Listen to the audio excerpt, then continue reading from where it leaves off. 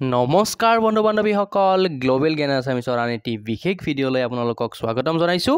আজিৰ এই ভিডিঅ'টো যথেষ্ট স্পেচিয়েল। কিয় বাৰু স্পেচিয়েল আহকচোন, টপিকটো চালেই আপোনালোকে হয়তো থাম্বনেইলত গম পাইছে।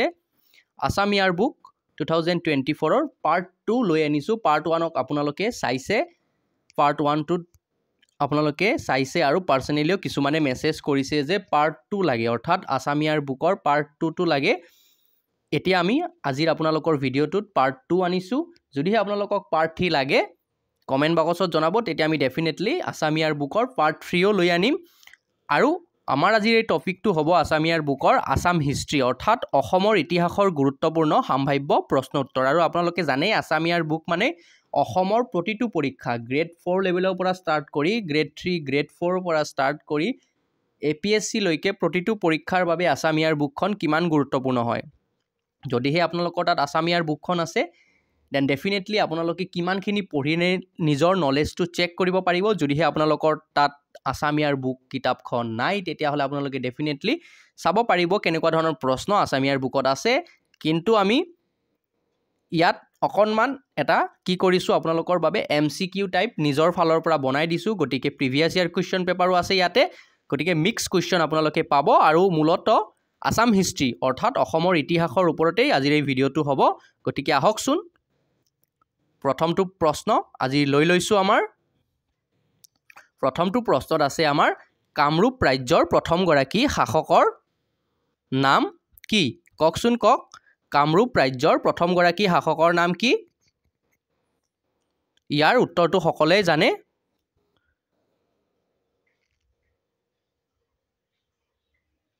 কামৰূপ ৰাজ্যৰ প্ৰথমগৰাকী শাসক কোন? মহিৰংগ দানৱ। গতিকে প্ৰথম উত্তৰটো হ'ব মহিৰংগ দানৱ। আৰু এই ভিডিঅ'টোত আপোনালোকে কেইটা প্ৰশ্নৰ উত্তৰ শুদ্ধকৈ দিব পাৰিলে সেইটো কিন্তু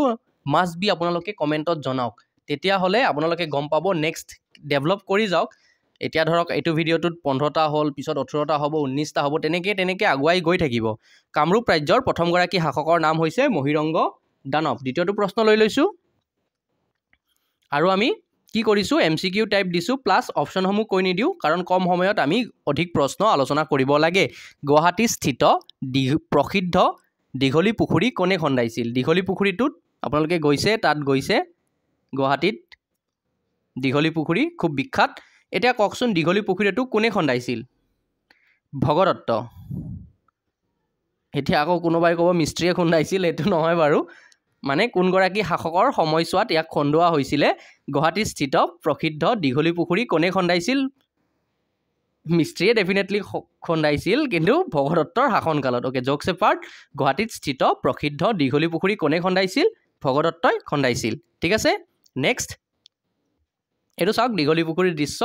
ষোড়শ বা সপ্তদশ শতিকাত যোগিনী তন্ত্ৰত উল্লেখিত ব্ৰাহ্মণ পণ্ডিতসকলৰ মতে ৰজা ভগদত্তই দীঘলী পুখুৰী খন্দাইছিল। আৰু মহাভাৰতৰ যুদ্ধৰ সময়ত ভগদত্তই কাৰ হৈ যুদ্ধত নামিছিল? কৌৰৱসকলৰ হৈ কুৰুক্ষেত্ৰৰ যুদ্ধৰ নেতৃত্ব দিছিলে। তেওঁৰ কন্যা ভানুমতীৰ স্বয়ম্বৰৰ সময়ত এই দীঘলী পুখুৰীটো খান্দিছিল। কেতিয়া খান্দিছিল? তেওঁৰ কন্যা ভানুমতীৰ স্বয়ম্বৰৰ সময়ত এই বিখ্যাত দীঘলী পুখুৰীটো খন্দাইছিল। আপোনালোকে দৃশ্য দেখিবলৈ পাইছে, চাওক কি ধুনীয়া দৃশ্য। আৰু আমাৰ যিটো PDF-ৰ কোৱালিটি আমি ডে বাই ডে ডেভেলপ কৰি আছোঁ, আৰু ইয়াৰ বাবে আপোনালোকৰ মৰম আৰু আশীৰ্বাদ খুবেই বেছি প্ৰয়োজন। গতিকে আপোনালোকে ভিডিঅ'সমূহ অন্ততঃ ভিডিঅ' চালে ভিডিঅ'টো লাইক কৰিব। আৰু এটা কথা জাষ্ট ইণ্টাৰেষ্টিং ফেক্ট এটা দি দিওঁ, 95% ভিউৱাৰ্ছে কি কৰে ভিডিঅ'সমূহ চাই বাট চেনেলটো ছাবস্ক্ৰাইব কৰিবলৈ টান পায়। আৰু তাৰ ভিতৰত 100ৰ ভিতৰত আকৌ ক'ব গ'লে 5%হে ভিডিঅ'টো মানে ৰেয়াৰলি লাইক কৰে। গতিকে অন্ততঃ ভিডিঅ'টো যদি ভাল পায় অন্ততঃ এটা লাইক কৰি দিয়ক, যাতে আমি উৎসাহ পাওঁ। আপোনালোকৰ বিশেষ সময়ৰ প্ৰয়োজন নহয়, 2-3 ছেকেণ্ডো নালাগে, 1 ছেকেণ্ড নালাগে এটা লাইক কৰিবলৈ, কিন্তু আমি কি হয় আমি যথেষ্ট মটিভেশ্যন পাওঁ। অ'কে, নেক্সট কুৱেশ্যন, 3 নম্বৰ প্ৰশ্ন। অশ্বমেধ যজ্ঞ সমাপন কৰা বৰ্মন বংশৰ প্ৰথমগৰাকী ৰজা কোন আছিলে? অশ্বমেধ যজ্ঞ সমাপন কৰা বৰ্মন বংশৰ প্ৰথমগৰাকী ৰজা কোন আছিলে? মহেন্দ্ৰ বৰ্মন। চ' কাৰেক্ট এনচাৰ হ'ব আমাৰ মহেন্দ্ৰ বৰ্মন। অপশ্যনসমূহ আমি ইতিমধ্যে কৈ দিয়া নাই। আৰু অশ্বমেধ যজ্ঞত ঘোঁৰা এটা কি কৰা হয়? প্ৰাচীন ভাৰতীয় ৰজাসকলে নিজৰ সাম্ৰাজ্যবাদী সাৰ্বভৌমত্বৰ প্ৰমাণ কৰিবলৈ ব্যৱহাৰ কৰিছিল। কি কৰা হয়? ঘোঁৰা এটাক আপোনালোকে দৃশ্যত দেখিবলৈ পাইছে, ঠিক তেনেধৰণে ৰাজ্যৰ বিশেষ চিলমোহৰৰ সৈতে তেওঁক মানে মানে ঘোঁৰাটোক এৰি দিয়া হয় আৰু মানে এটা সাম্ৰাজ্যবাদী মনোভাৱৰ প্ৰতীক আৰু অশ্বমেধ যজ্ঞত কি কৰা হয় মূলতঃ ঘোঁৰা এটাক প্ৰাচীন ভাৰতীয় ৰজাসকলে নিজৰ সাম্ৰাজ্যবাদী সাৰ্বভৌমত্ব প্ৰমাণ কৰিবলৈ ইয়াক ব্যৱহাৰ কৰিছিল আৰু ৰজাৰ যোদ্ধাসকলৰ সৈতে ঘোঁৰা এটাক এবছৰৰ বাবে বিচৰণ কৰিবলৈ এৰি দিয়া হৈছিল এবছৰৰ পাছত যদি কোনো শত্ৰুৱে ঘোঁৰাটোক হত্যা বা বন্দী কৰিবলৈ সক্ষম নহয় তেন্তে সেই জন্তুটোৱে ৰজাৰ ৰাজধানীলৈ ঘূৰাই পঠিওৱা হৈছিল তাৰ পিছত ইয়াক কি কৰা হৈছিল বলি দি ঘোঁৰাটোৱে অতিক্ৰম কৰা ঠাইলৈ নিৰ্বিবাদ সাৰ্বভৌম ৰাজ্য হিচাপে ঘোষণা কৰা হৈছিল মহেন্দ্ৰ বৰ্মন কামৰূপত অশ্বমেধ যজ্ঞ সমাপন কৰা প্ৰথমগৰাকী ৰজা আছিলে যদি কোনোবাই ধৰক ঘোঁৰাটো ধৰি ৰাখে তেতিয়া মানে ডাইৰেক্টলি যুদ্ধৰ বাবে আমন্ত্ৰণ জনোৱা হৈছিলে আপোনালোকে যদি চাইছে তেতিয়াহ'লে বহুত টেলিভিছন সিৰিজ আছে ৰজা মহাৰাজাসকলৰ যদি আপোনালোকে ডেফিনেটলি এইবোৰ চাইছে তেতিয়া গম পায় বাৰু ইয়াক নতুনকৈ কোৱাৰ প্ৰয়োজন নাই কোনগৰাকী ৰজাৰ দিনৰ পৰা কামৰূপত ভাস্কৰাব্দ বা কামৰূপী চন ওকে 4 নম্বৰ প্ৰশ্ন কোনগৰাকী ৰজাৰ দিনৰ পৰা কামৰূপত ভাস্কৰাব্দ বা কামৰূপী চন প্ৰৱৰ্তন হৈছিলে চ' ভাস্কৰাব্দ গতিকে নামটো আমি আইডিয়া কৰিবই পাৰোঁ ভাস্কৰ বৰ্মন ঠিক আছে কোনগৰাকী ৰজাৰ দিনৰ পৰা কামৰূপত কি কৰা হৈছিলে ভাস্কৰাব্দ বা কামৰূপী চন প্ৰৱৰ্তন কৰা হৈছিলে ইয়াৰে আমাৰ শুদ্ধ উত্তৰটো হ'ব ভাস্কৰ বৰ্মন নেক্সট কামৰূপৰ ৰজা ভাস্কৰ বৰ্মনে হৰ্ষবৰ্ধনলৈ উপহাৰ হিচাপে পঠোৱা ছাতিটোৰ নাম কি আছিলে চাওক এটা ছাতি পঠাইছিলে বিশেষ উপহাৰ ৰূপে গতিকে সেই ছাতিটোৰ নাম সুধিছে প্ৰশ্নসমূহ খুব এনেকুৱা ধৰণৰ আহে চাওক আসামিয়াৰ বুক যদি আমি পঢ়োঁ বা আসামিয়াৰ বুকত চাওক গ্ৰেড 3 গ্ৰেড 4 প্ৰতিটো পৰীক্ষাৰ বাবে গুৰুত্বপূৰ্ণ আসামিয়াৰ বুকৰ পৰা প্ৰশ্ন আহিবই আহিব আৰু ইয়াত আমি প্ৰিভিয়াছ ইয়াৰ কুৱেশ্যন পেপাৰো ইনক্লুড কৰিছোঁ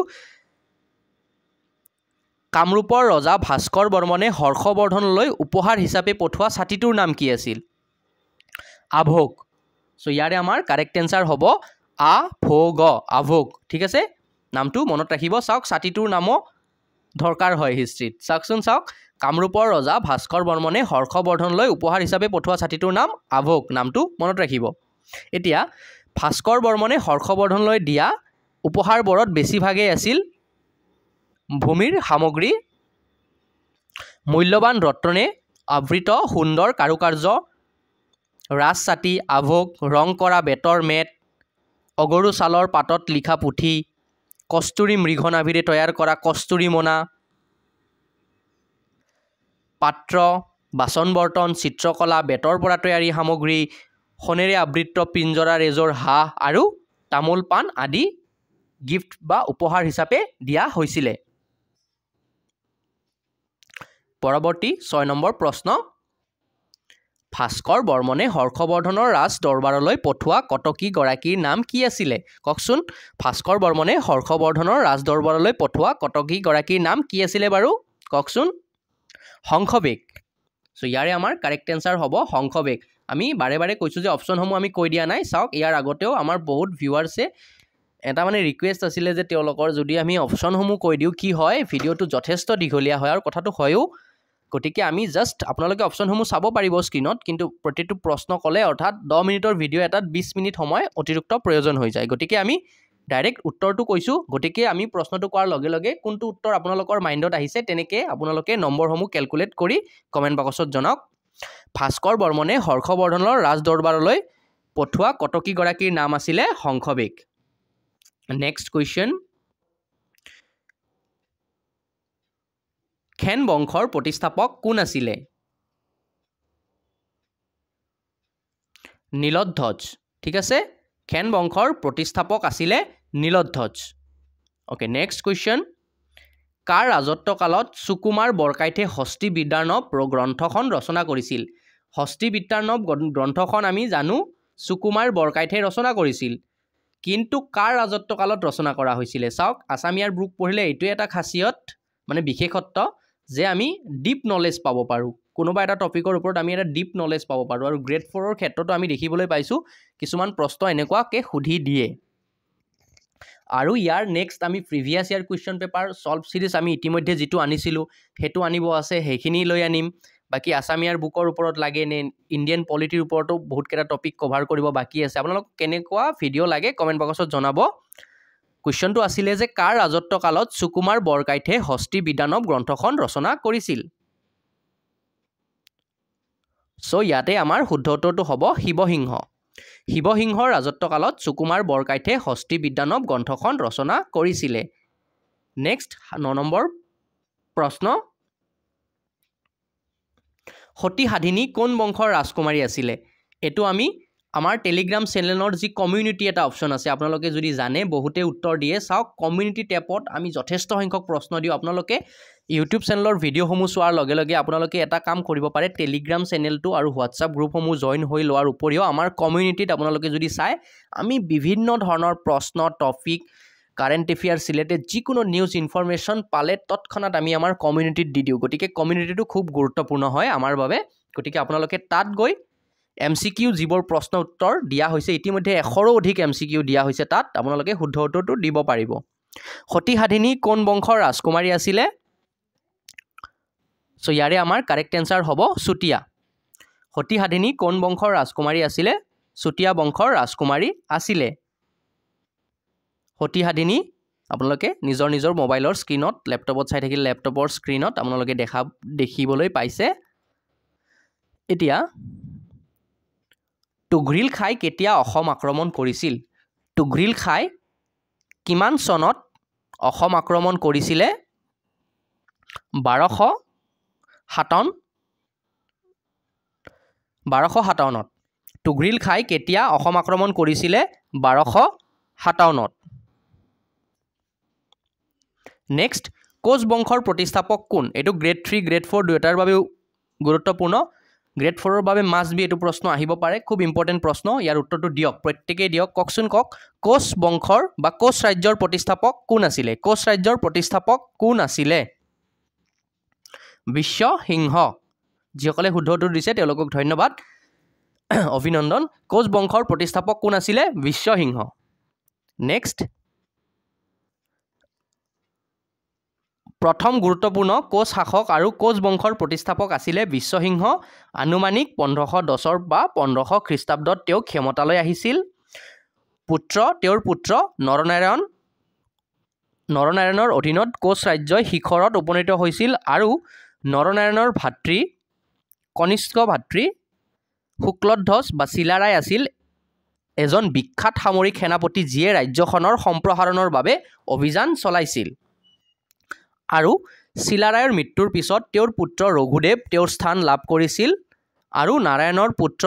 নাছিল হেহে ৰঘুদেৱে কি বা ৰঘুদেৱকে উত্তৰাধিকাৰী হিচাপে ঘোষণা কৰা হৈছিল আপোনালোকে চাওক এইখিনি খুব গুৰুত্বপূৰ্ণ ইম্পৰ্টেন্ট কোচ ডাইনেষ্টিৰ ওপৰত কোচ ৰাজবংশৰ ওপৰত আপোনালোকক যদি লাগে স্ক্ৰিনশ্বট লৈ ল'ব পাৰে আমি ইতিমধ্যে জনায়ে দিছো আপোনালোকক বাৰু টেলিগ্ৰাম চেনেলতো পাই যাব এনেকুৱা ধৰণৰ ইনফৰমেশন আপোনালোকে ডেসক্ৰিপচনত এটা বস্তু মন কৰিব আমি প্লেলিষ্ট ওয়াইজ বনাই দিছো যাতে আপোনালোকৰ সুবিধা হয় আগতে বহুত আপত্তি আছিল যে ভিডিওসমূহ দিছে বাৰু ঠিক আছে কিন্তু খেলিমেলিকে আছে ভিডিওসমূহ বিচাৰিব লাগে এতিয়া চাওক খুব বিচাৰিবও নালাগে আমি ইমানখিনি সুবিধা কৰি দিছো এতিয়া আপোনালোকে জাস্ট ভিডিওটো লাইক কৰি এটা কমেন্ট কৰি বন্ধু বান্ধৱীলৈ শেয়াৰ কৰিব বাৰে বাৰে কৈ থাকিবলৈও বেয়া লাগে যে লাইক কৰক শেয়াৰ কৰক কিন্তু কোৱাটো প্ৰয়োজনীয় কাৰণ আমাৰ বহুত দৰ্শকে হয়তো এটো পাহৰি যায় সেইভাবে এবাৰ মনত পেলাই দিও আৰু আমি যি নহক কোন গৰাকী আহোম ৰজাই প্ৰথমে হিন্দু নাম গ্ৰহণ কৰিছিল সুহুংমুং সো আমাৰ কাৰেক্ট আনসাৰ হ'ব সুহুংমুং কোন গৰাকী আহোম ৰজাই প্ৰথমে হিন্দু নাম গ্ৰহণ কৰিছিল ইয়াৰে শুদ্ধ উত্তৰ সুহুংমুং নেক্সট 13 নম্বৰ প্ৰশ্ন চুলিকফা বা লৰা লজাৰ হিন্দু নাম কি আছিল চুলিকফা নাম শুনিছে আপোনালোকে আসাম হিষ্ট্ৰী আমি ইয়াৰ আগতে আলোচনা কৰিছো আসাম হিষ্ট্ৰীত চুলিকফা বা লৰা ৰজাৰ হিন্দু নাম কি আছিল ককচোন ৰত্নধ্বজ সিংহ আহোম ৰাজবংশৰ ৰজাসকলৰ কি যেটো আহোম নাম তাৰ উপৰি একটাকে হিন্দু নামও আছিল ঠিক তেনেদৰে চুলিকফা বা লৰা ৰজাৰ হিন্দু নাম আছিল ৰত্নধ্বজ সিংহ নেক্সট 14 নম্বৰ প্ৰশ্ন আহোম সাম্ৰাজ্যৰ প্ৰতিষ্ঠাপক কোন আছিল ইয়াৰ উত্তৰটো মই জানো আমাৰ প্ৰতিজন ভিউৱাৰ্স প্ৰতিজন দৰ্শকে প্ৰতিজন ছাত্ৰই বা আন যিসকলে চাই আছে প্ৰত্যেককে দিব পাৰিব নো ডাউট আহোম সাম্ৰাজ্যৰ প্ৰতিষ্ঠাপক কোন আছিল কক ইয়াৰ উত্তৰটো দিয়ক চুকাফা ঠিক আছে এইটো সকলোৱে জানে বাৰু যিসকলে শুদ্ধ উত্তৰ দিছে কংগ্ৰেচুলেশ্যন আহোম সাম্ৰাজ্যৰ প্ৰতিষ্ঠাপক হৈছে চুকাফা নেক্সট কুৱেশ্যন আহোম বংশই 1228 পৰা 1826 লৈকে আহোম সাম্ৰাজ্যত কি কৰিছিলে অসমত শাসন কৰিছিল আৰু আহোম বংশই 1228 পৰা 1226 বৰ্তমান ভাৰতবৰ্ষৰ অসমৰ প্ৰায় 598 বছৰ আহোম ৰাজ্যই শাসন কৰিছিল প্ৰায় 600 বছৰ বুলি কোৱা হয় এক্সাক্ট ইয়াৰটো হৈছে 598 বছৰ আহোম ৰাজ্যই শাসন কৰিছিল পাটকাই পৰ্বত পাৰ হৈ অসমলৈ অহা মংমাউৰ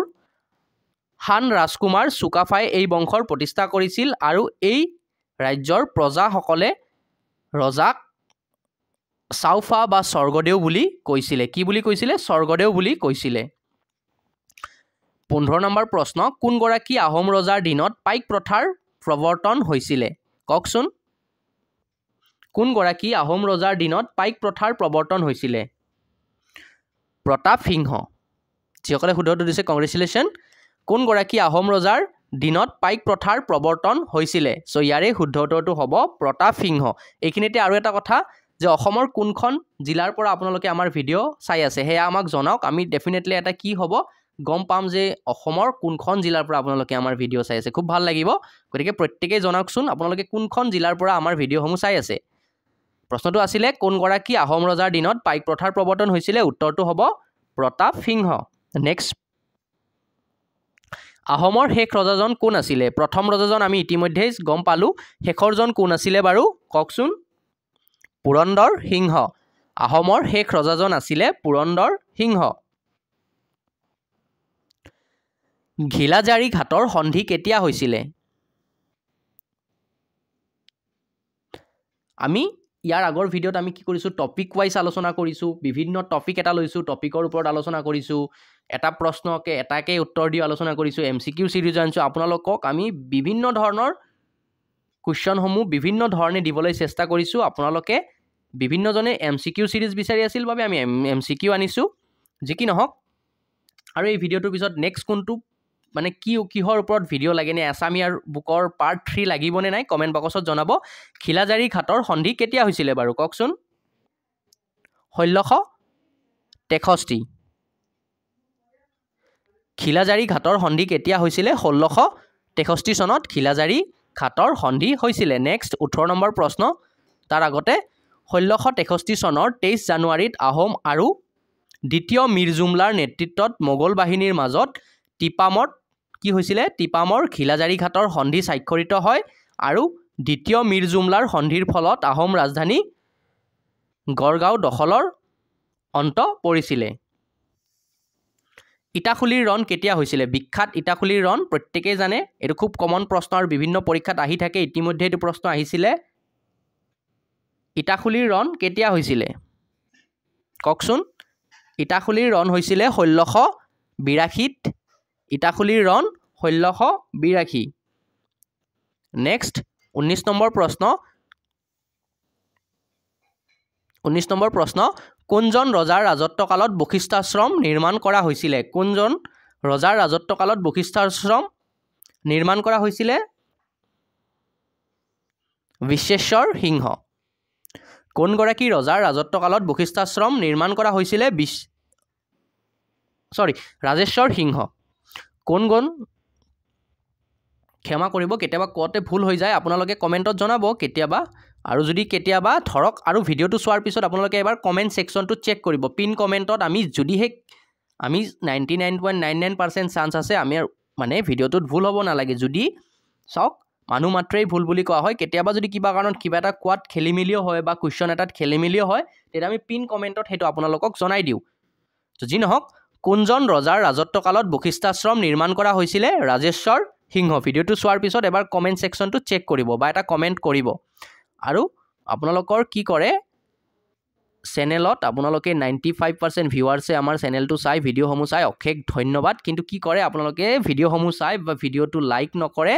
আৰু অন্তত চেনেলটো সাবস্ক্ৰাইব নকৰে যাৰ বাবে আমাৰ ৰিচটো দিনে দিনে কমি গৈ আছে অন্তত এটা অনুৰোধ আমি ফ্ৰীতে কন্টেন্ট দি আছো কোনো ধৰণৰ হিডেন কষ্ট আপোনালোকৰ পৰা চাৰ্জ কৰা নাই টেলিগ্ৰাম হওক হোৱাটছআপত হওক গোটেইখিনিতে আমি ফ্ৰীতে দিবলৈ চেষ্টা কৰিছোঁ জাষ্ট এটাই অনুৰোধ আপোনালোকে জানো সেইখিনি কৰিব চেনেলটো ছাবস্ক্ৰাইব কৰি ভিডিঅ'টো লাইক কৰি নিজৰ যি ফেমিলি বা ষ্টাডি গ্ৰুপ আছে তাত ভিডিঅ'সমূহ শ্বেয়াৰ কৰি দিব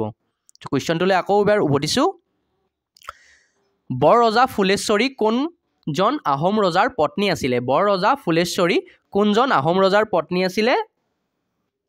শিৱসিংহ তো ইয়াৰে আমাৰ শুদ্ধটোটো হ'ব শিৱসিংহ বৰ ৰজা ফুলেশ্বৰী কোনজন আহোম ৰজাৰ পত্নী আছিলে শিৱসিংহৰ ঠিক আছে আৰু খুব এটা গুৰুত্বপূৰ্ণ প্ৰশ্ন এই সিৰিজটোৰ আজিৰ শেষৰটো প্ৰশ্ন ইয়াৰ উত্তৰটো দিয়কচোন কামাখ্যা মন্দিৰ কোনে নিৰ্মাণ কৰিছিল ইয়াৰ উত্তৰটো আমি জানো সকলোৱে জানে